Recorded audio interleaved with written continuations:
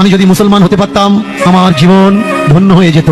কারণ মুসলমান আর ইসলাম, মুসলমান যে পথ অবলম্বন করে সেই পথ হলো ইসলাম ধর্ম, আর ইসলাম ধর্ম কাউকে দুঃখ দেওয়া শেখায়। আমি যদি মুসলমান হতে পারতাম আমার জীবন ধন্য হয়ে যেত। কারণ মুসলমান আর ইসলাম, মুসলমান যে পথ অবলম্বন করে সেই পথ হলো ইসলাম ধর্ম, আর ইসলাম ধর্ম কাউকে দুঃখ দেওয়া শেখায়। তাদের হিন্দু ধর্মশাস্ত্র পড়ে কি বলছেন শুনুন। সে বলছে সারা দুনিয়াতে আর অন্য কোনো ধর্ম নাই এক ইসলাম ধর্ম ছাড়া। হায় আফসোস, আমি যদি মুসলমান হইতাম তাহলে আমার জীবনটা ধন্য হতো, আমার জীবনটা সফল কাম হতো।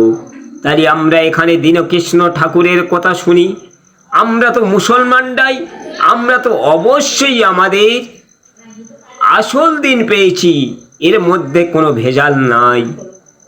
তাই আমরা সবাই আল্লাহর আনুগত্য স্বীকার করি, আর মরণের পরে আমরা সবাই আল্লাহর জান্নাতে যাব।